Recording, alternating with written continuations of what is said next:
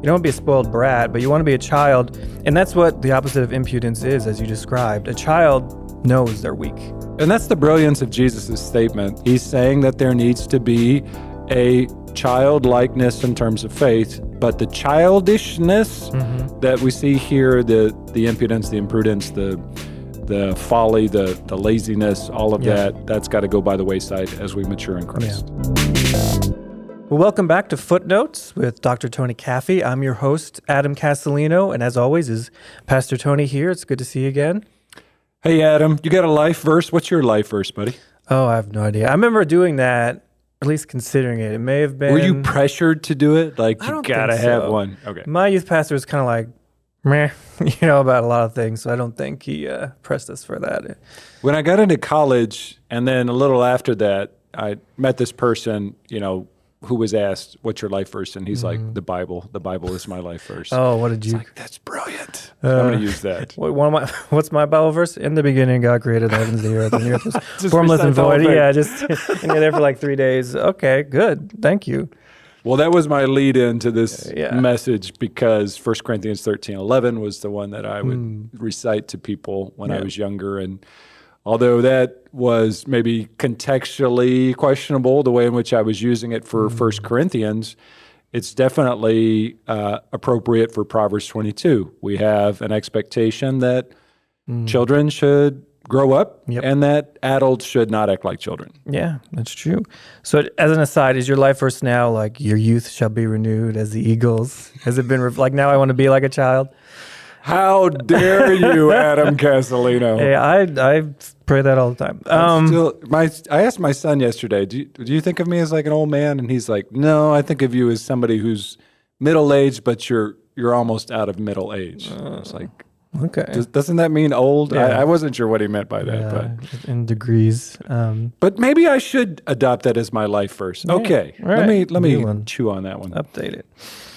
But Proverbs 22, as you said, there's this theme through verses 1 through 16 about growing up, children being matured, and of course, adults kind of growing out of immaturity. Mm-hmm. And your first point was, impudence versus imprudence.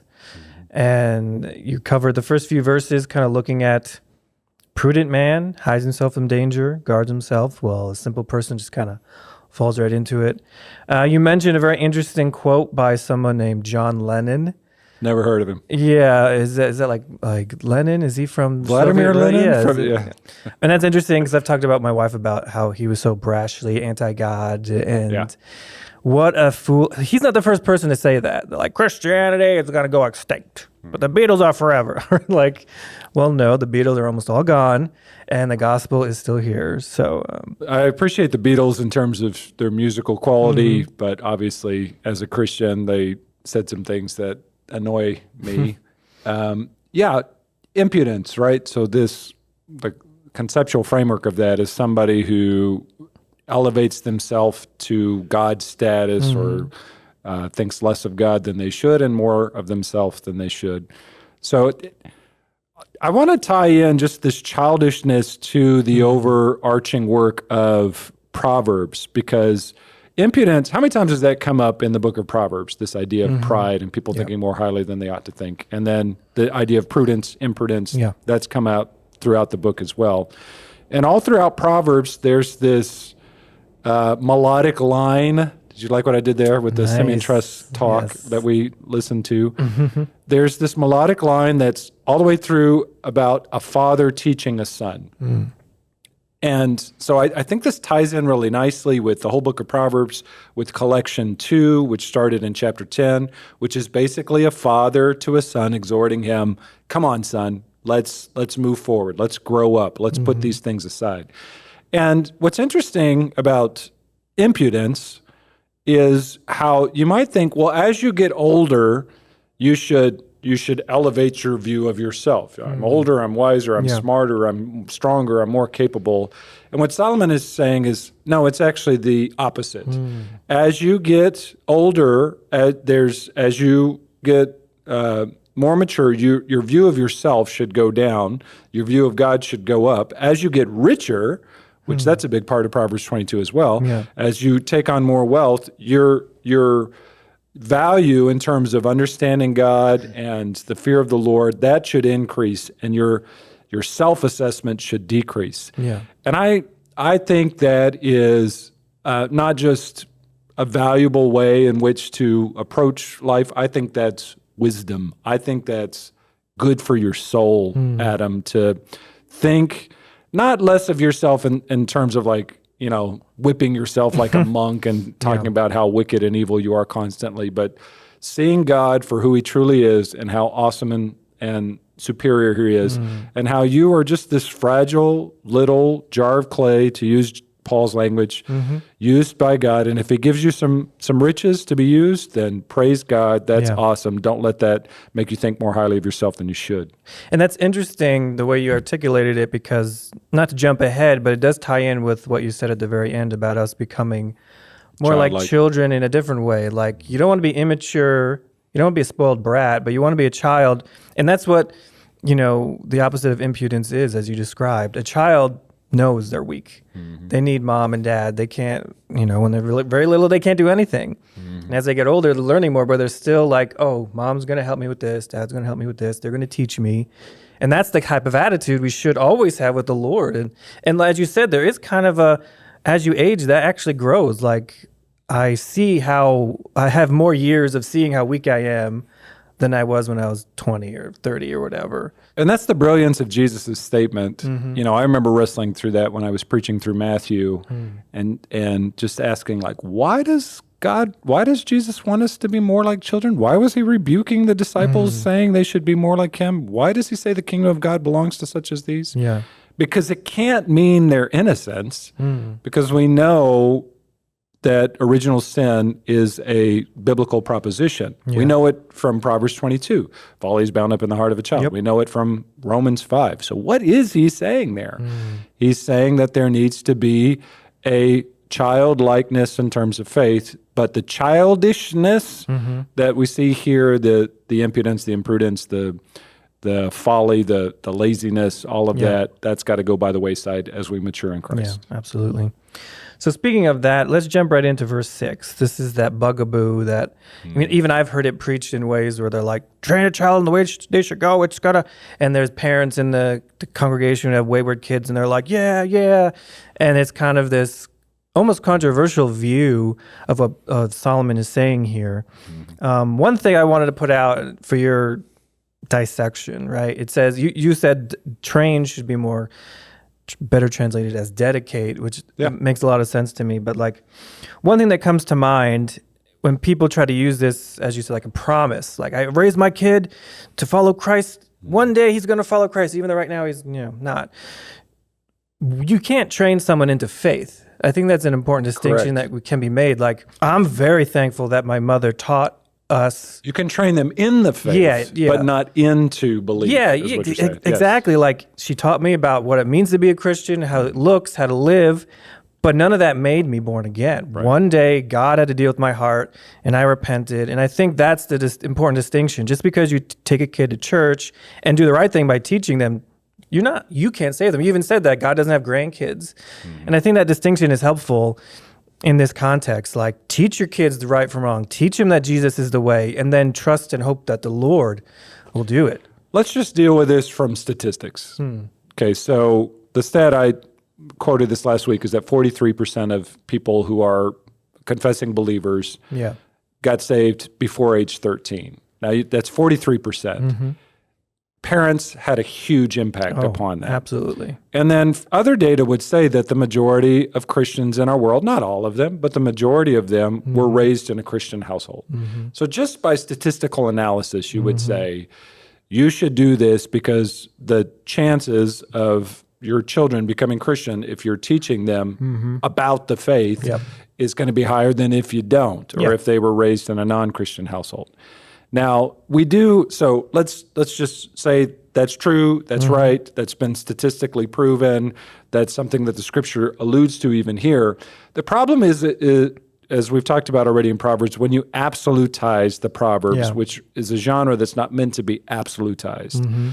It's meant to talk about the world in terms of probabilities, in terms of The genre is all things being equal. This is better for you. This is right, even though we know that not every person who fears the Lord is going to live a long, rich, happy life. Sometimes they die of cancer, even though they're perfectly God-fearing at age 25 or 35 or whatever.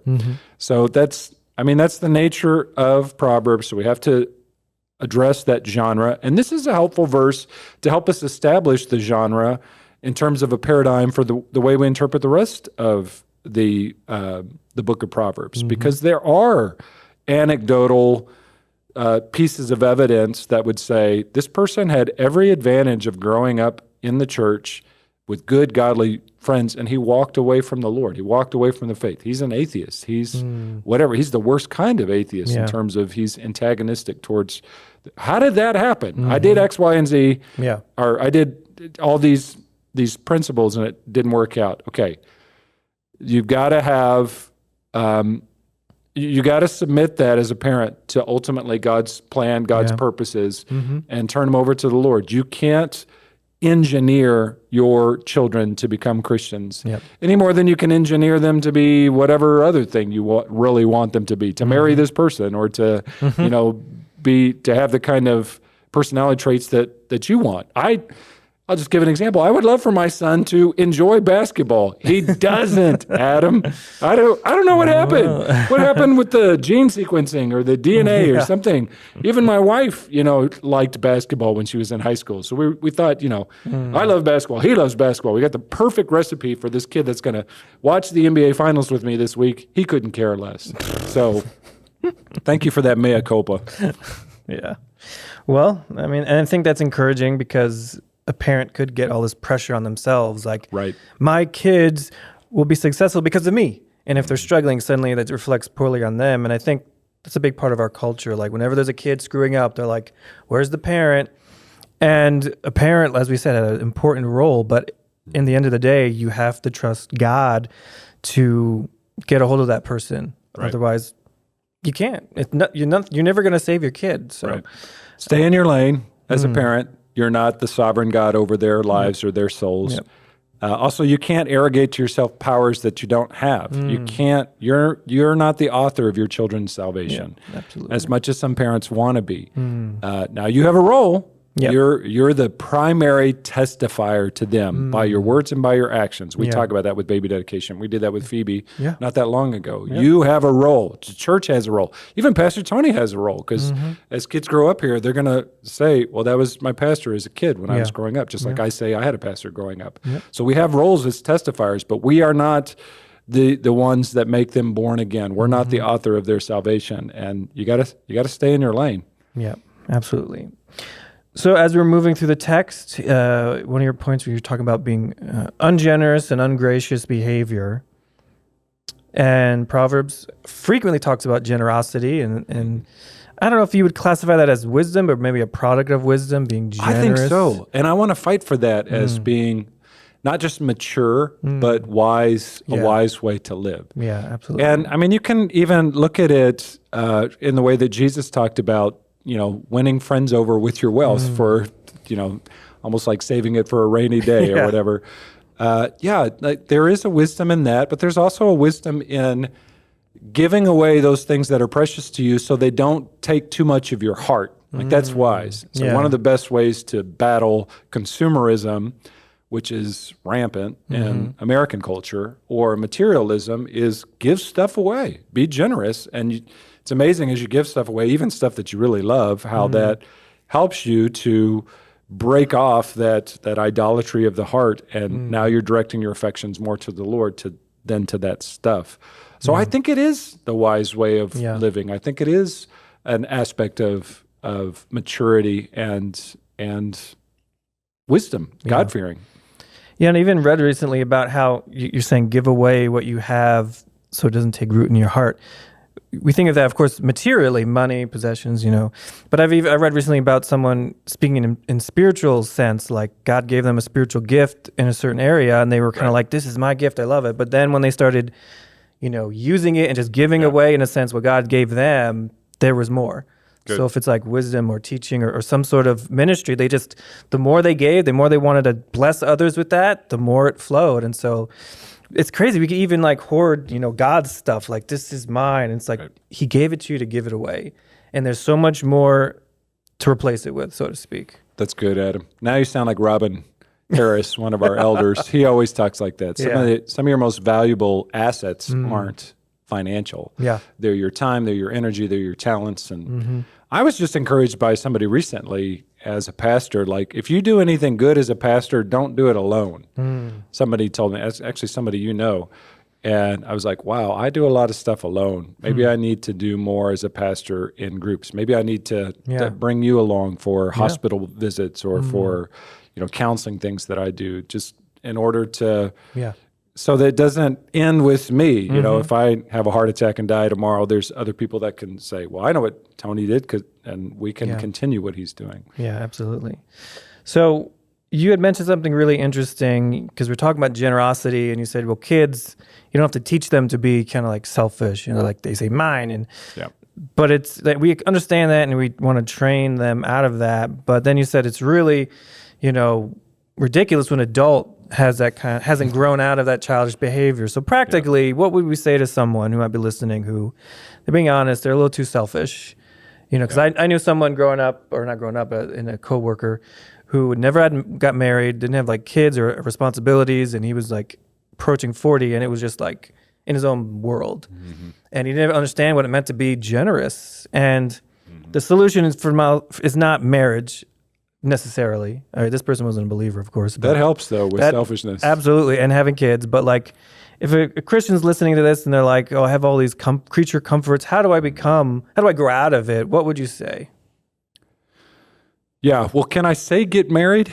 Or is yes, that, you can. I mean, if you're of age and you have an opportunity and you don't have whatever gift of celibacy, some people say, I mean, if you're not convicted by 1 Corinthians 7, then get married. Martin Luther said that marriage taught me something that the monastery never could. Talked about his own pride and selfishness was dealt a blow when he got married and had kids that he never had to deal with when he was living in a monastery. So let's set that aside. What are those things that are, you say you can't live without? So Tim Keller has a great book on counterfeit gods. And he talks about the nature of idolatry, not from the standpoint of like these, golden images that we bow down before. Like, even that was passé in some circles in the New Testament world, where Paul was still accusing people of idolatry and covetousness. And so he talks about the nature of counterfeit gods being those things that capture your heart. And, if you can't imagine living life without this thing, you're dealing with idolatry. If you, if your first thought in the morning, he has a number of different diagnostic questions that are really good. Paul Tripp has a book as well that kind of walks you through that same diagnostic. And it's like, what are the first things that you think about in the day? What are the things that you can't possibly live without? What are some things that if people threaten in your life, you will fight to keep?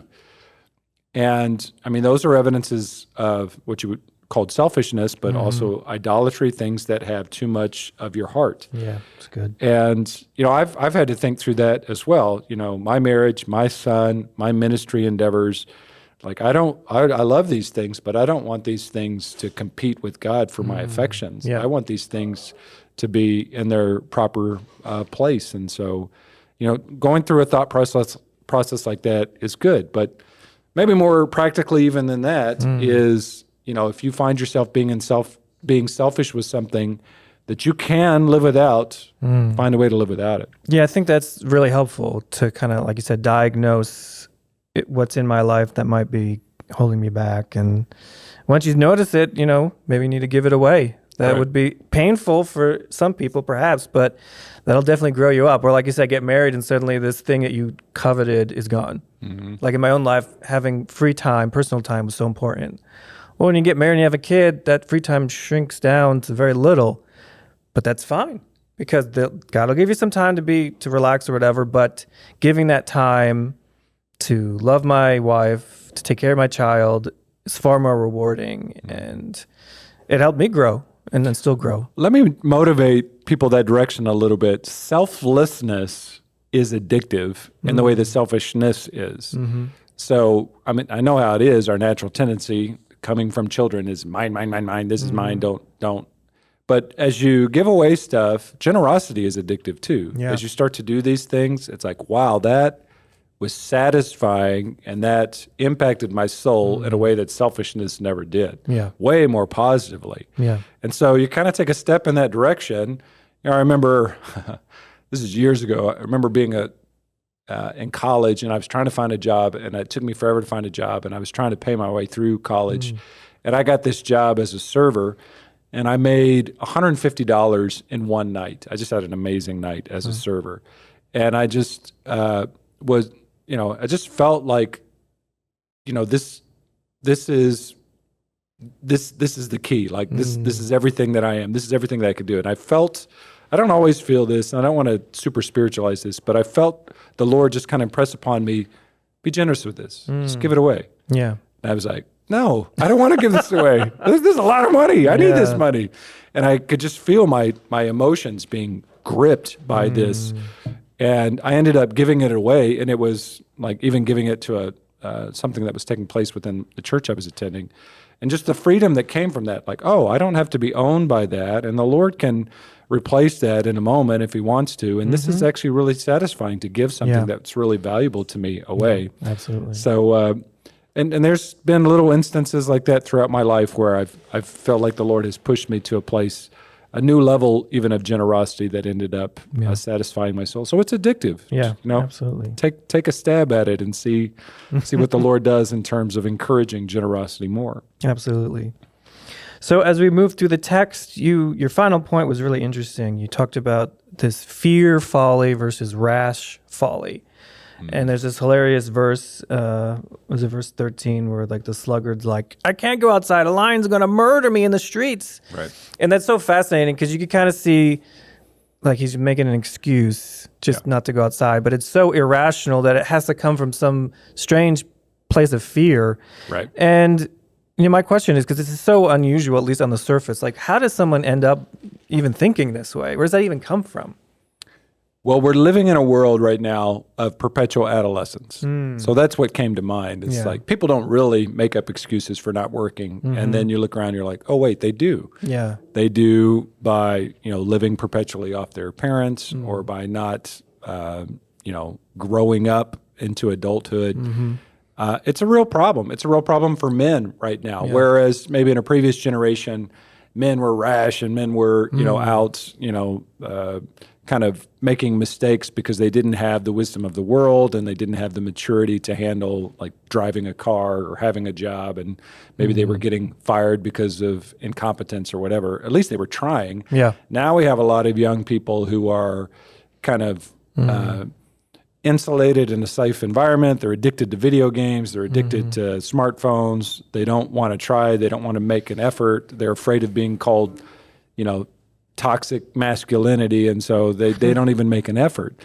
And that's probably more of a problem right now in the current world in which we live than, you know, the opposite problem, which is this kind of rash, let's go out and make mistakes and maybe fall into some kind of sin that's common to young people. So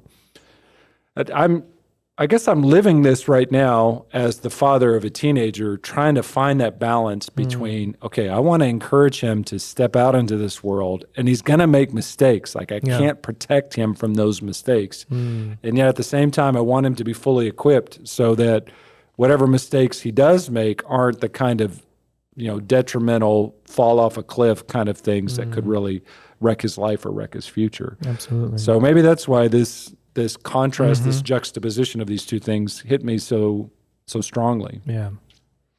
Speaking of this rash folly, I remember once as a young kid, I was hanging out with a friend of mine. We were at a park, and his cousin was there. And we bump into this other older kid, and he's like trying to get us to graffiti a bench or something. Like, let's put our names on it.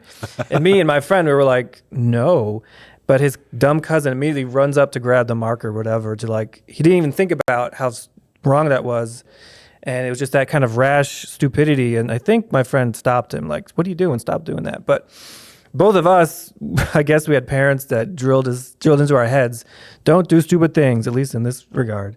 But his cousin, you'd think, same family, same upbringing, why didn't he stop and think? But yet it didn't even occur to him, oh, I shouldn't graffiti this, whatever it was, a park bench or something. Doesn't the frontal cortex, it doesn't develop until you're like 25 fully, right? That's what I've heard anyway. I don't know anything about the brain. But, I mean, I know enough about young men, myself included, at that stage of life, to know that your brain isn't fully developed until, let's say, past your teenage years. But that's not a reason to not grow up or to not step out and to do certain things. I mean, we lived in an Amish community, Sonia and I did, when I first started pastoring. And I mean, there were guys getting married at age 17, 18, were buying land to build houses when they were 21, 22. Like, wow, we've come a long way from that. That used to be the norm throughout society, is that you would grow up quicker and die earlier, too. But now we have adolescence that just continues longer and longer. So I think that's the real threat. So I'm glad you didn't graffiti. No, we didn't. Was that in the Giuliani era of New York? Wasn't that when he was like... Yeah, I think that was early on. Yeah, he would have gotten us for it. He was probably just waiting to pounce. Because he was the guy who was like, I'm going to turn graffiti around in New York, wasn't he? That and a lot of things. Yeah, he cleaned up a lot. So final thoughts on this? I mean, we talked about childishness versus childlikeness, but... Yeah, if you can find that touch point, if you can find out or reason out in the scriptures, I am a child of God, I will always be subservient to my Father, and I will always have this simple faith that trusts him just like a little boy trusts his dad, implicitly, like that kind of faith, and mix with that the kind of a good adulthood, which is mature and setting childish ways aside. That's where the Christian life is sweet and mature and wise. A childlikeness that is also turning away from childishness, negative childishness. That's the goal in Christian. I mean, there's a lot of ways we can frame maturity in the Christian life, or how we understand the Christian life. That's at least one of the metaphors that come together in terms of how we understand ourselves before the Lord. Or if you can bring those together, then you have a good understanding of what the Christian life is all about. Absolutely. Well, thank you once again, Pastor, for joining us. Thank you, everyone, for watching and listening. You could always find the rest of our episodes on this channel, as well as sermons and other goodies. See you next time.